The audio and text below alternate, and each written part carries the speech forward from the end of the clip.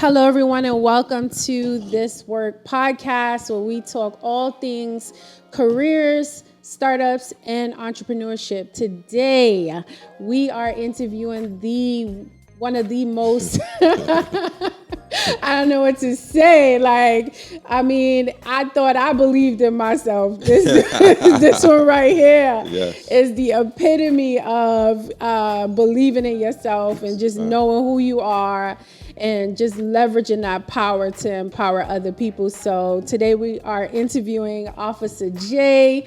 Other people know him as Officer Martin. And I just want to say welcome to This Work podcast. Thank you. And let's just jump right in.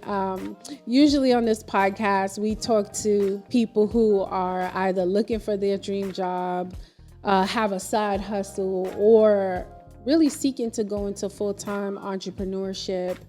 And you're doing a little bit of both right now. And so I wanted our viewers to get a little sense of how to be successful in both. So tell everybody a little bit about what you do right now. Currently, at this moment, I am a correction officer. 13 years of doing that. And outside of that, I do a lot of community work. Deal with a lot of youth, young people, as young as 4 years old up to 18, 19. I even have some adults that I'm mentoring. Yeah. That's what's up. Yeah. So you work full time and you have a full time, right? You have a full time business, right? So I do. All right. So how did you become a CO? Tell us a little bit about that. So pretty much, I worked school safety. Before I became a correction officer, I worked in all of the schools that I caused havoc in. that was my in karma. Queens, like in the same exact order. So I had an opportunity. I had took the corrections exam and passed it, but I wouldn't take it because of my Rikers experience. Okay. I was sent to I went to the Scared Straight program as a young kid. And it deterred me from wanting to take the job. Right. So when I finally decided to take it in 2008, I pretty much took it because the benefits were great. And it did a lot for me. And I enjoyed it early in my career. You did. It's a little rocky right now. You know what I mean? But I'm pushing through. Early on, I loved it. I met a lot of nice people, a lot of good people who are now family. I met my wife on the job. You know what I'm saying? That's what's up. So it did great things for me. It's still doing great things for me. It's just a little rocky right now, and it's starting to get in the way of my outside work too a little bit. So, but it is what it is. Okay, so. What did you do before school safety? Because I think we talked a little bit about you kind of running basketball programs. Like you've always kind of been doing this kind of stuff. Yeah, so I've been operating Almighty Force basketball since I want to say 2010. It's a program that my father and my uncle they put together for me when I was a kid. Wow. It started in 1991 June. I took it over again, like I said, 2010. But I've always been coaching under the umbrella of my father and uncle since I was like 13 years old. Started at 13, and I continued to coach all the way up until I took my job for corrections. It put me at a halt due to being new and having a schedule that I couldn't find the time to do the work I was once doing, and that's kind of how that came about. Yeah. And so. There was a period where you kind of had to stop coaching, like you said, focus on the job. Right.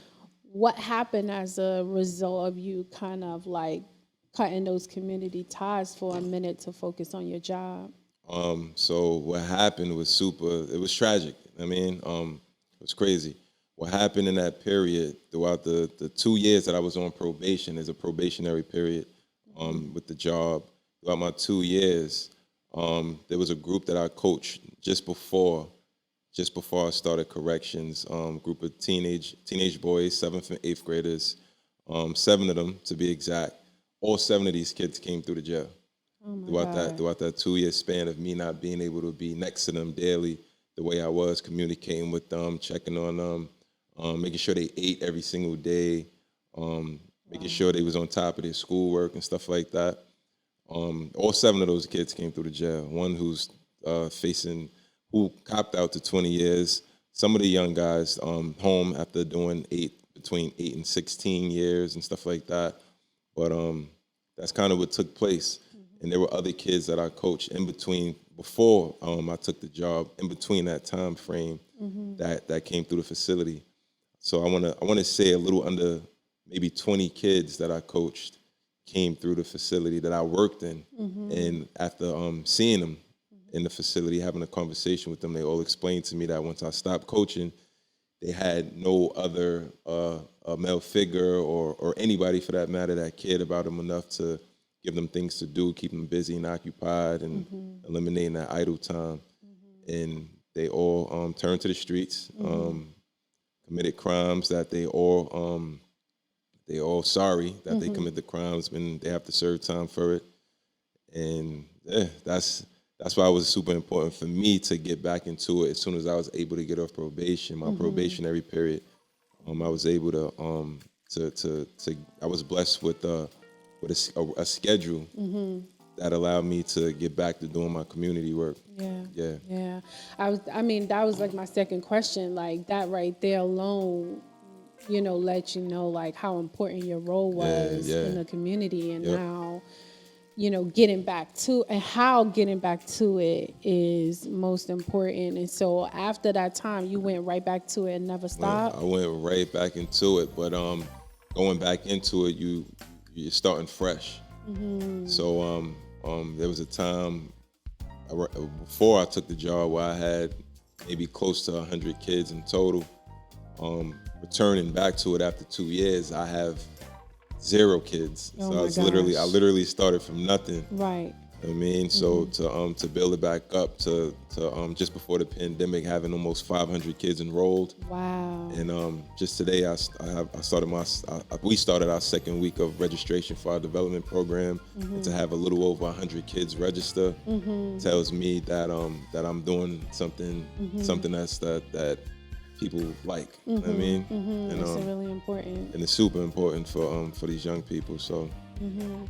So, do the parents always have the money? Like how is it when it comes to the cost to be a part of this type of program, and how are you able to offer it to the community? We do get hardships from time to time.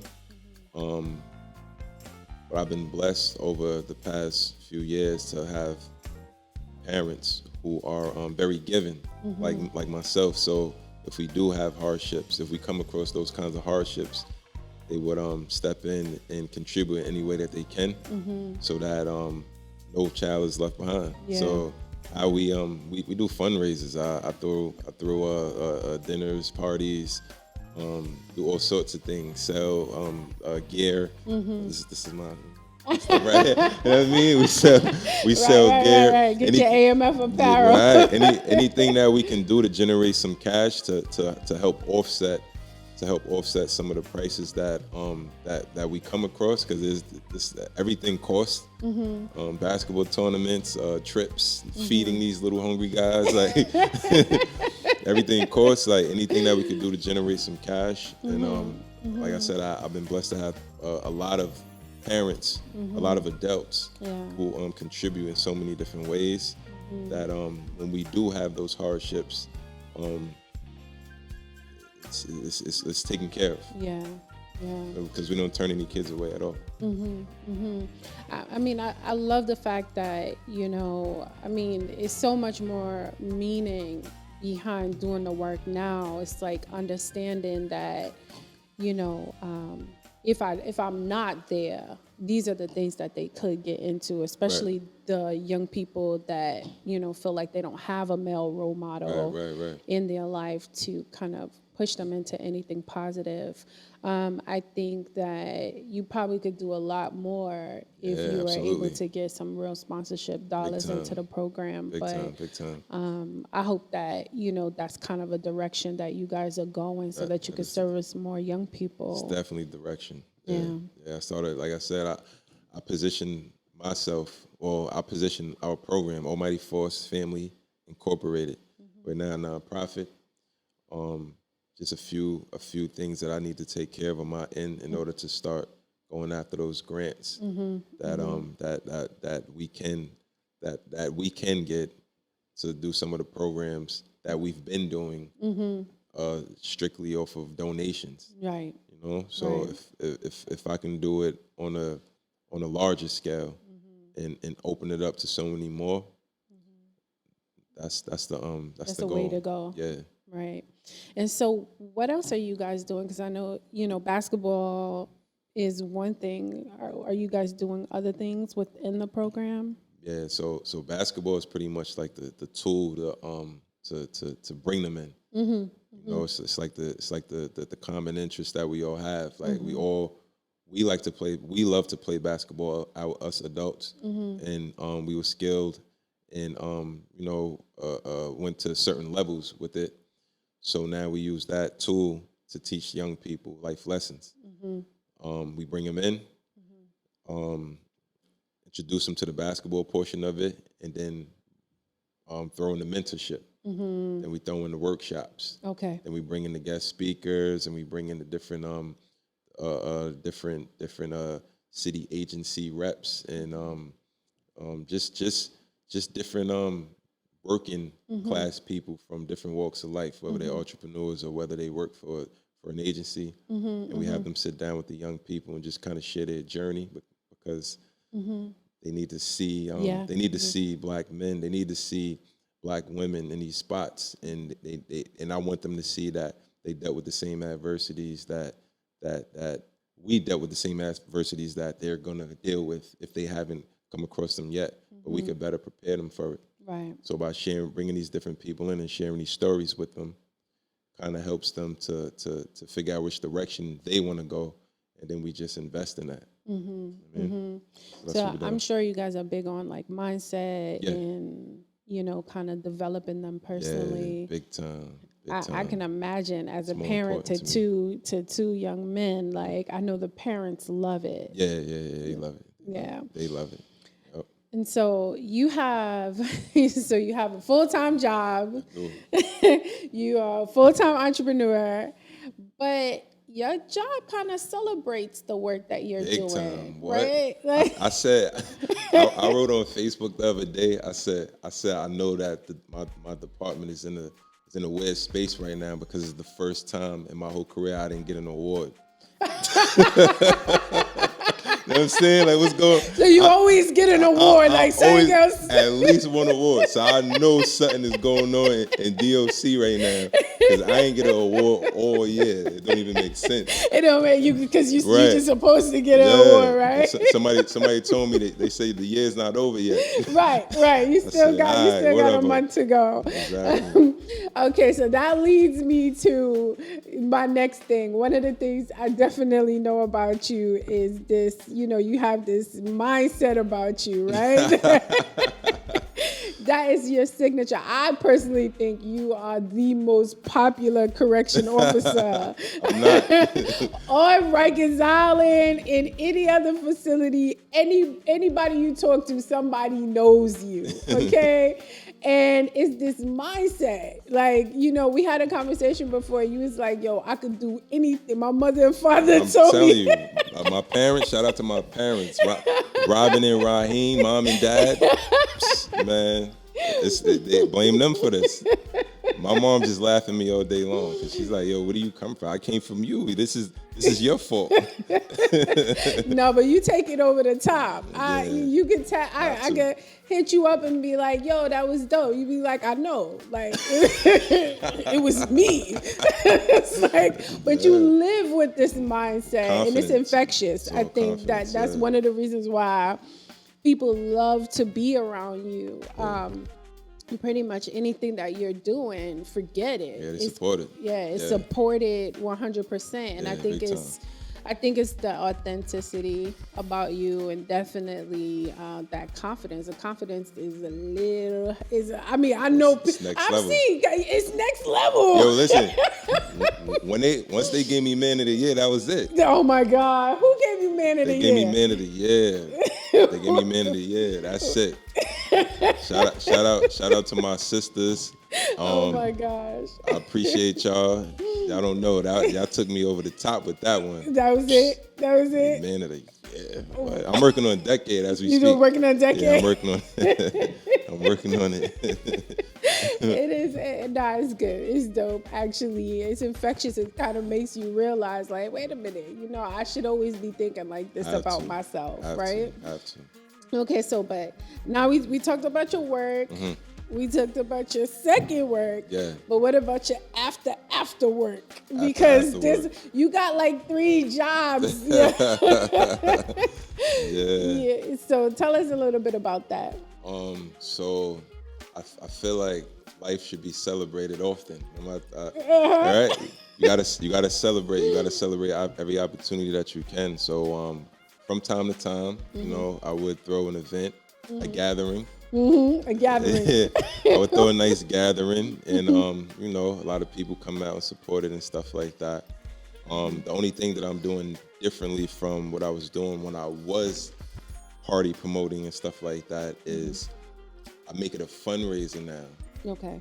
So anytime I generate money for hosting an event, a party, or being asked to be a part of someone's event as a host, all of my proceeds go into my program. Oh man, that's an awesome way to fundraise. Yep. That's pretty unselfish of you as well. I figure all about them. I got a decent paying job. I'm not interested. I'm not into making money off of kids. Right. I feel like the money should be invested into the kids. Right.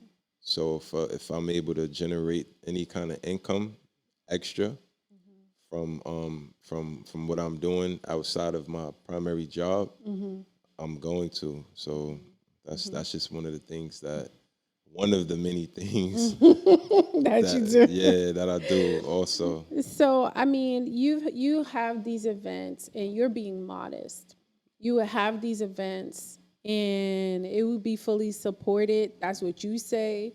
I would say it'd be standing room only, can't get in, lines around the block like packed. How do you do that? So I support everyone. I support everyone. Doesn't matter what it is, as long as it's something positive, productive, and if you're doing it and you believe in it, I believe in you. So I support any way I can. If it means showing up to your event or making a purchase or support, however I can support, I'll do it. And everybody knows how busy my schedule is. So if I can find time to do that for you, I'm going to. I mean, I can't make every single event, even though I would love to. And the basketball and my youth program, it picked up so crazy that I spend the bulk of my time outside of work doing that and just, caring for my kid. My kids, like the ones that belong to me. So for that reason, I feel like everyone feels the need to show the support back, and I appreciate them for it. You know what I mean? And we have a good time.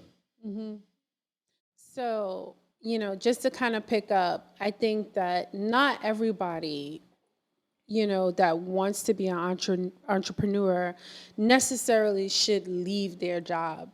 I think in the mindset of people, it's like, all right, once I become an entrepreneur or once my side hustle takes off, I'm going to quit my job. And that might be something that's good for some people, but it might not be good for everybody. So I just want you to kind of speak about the fact that, like, you still have a full-time job while you fulfilling another part of your purpose. Right. And you didn't leave your job to do it. So why did you stay? Like, why are you doing both? Like, what is it? So for me, I positioned myself. I knew when I took my job that I'm in a tier that's 20 years. I only have to do 20 years. So to come this far, in my 13th year,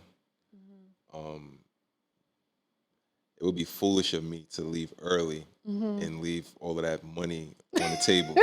You kidding me? Like, I'm gonna retire gonna retire in 6.5 years. Wow. And receive a full pension and benefits, Right. and I'll be able to do all of the things that I'm currently doing full time.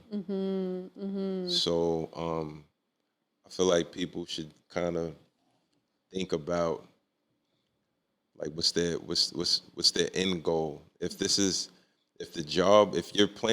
you're thinking about quitting your job, then of course you have to have a plan in place. But if you're like towards the end, if you're in the very beginning of your career and your side hustle takes off and you're generating either the amount of money you would from your career or more, then all right, it makes sense to leave. But if you are more than halfway through and you getting the opportunity to collect your pension and your full benefits and run your this, because it's no longer your side hustle, it becomes your full-time gig. You should go for it. I mean, you should go for it. That's my take on it. So for you, it's like you almost at the end of the prize. It really doesn't make any sense unless it made sense. If it makes sense, though. If it makes sense, I'm out of there. And I'm gonna have the biggest retirement party ever. I told everybody my party is gonna be in the east side of the east-west parking lot. They're gonna in the parking lot. They're gonna have to park their cars somewhere else because it's gonna be the biggest party on. This retirement is gonna be legendary. So that's crazy. Yeah, that's my take on it.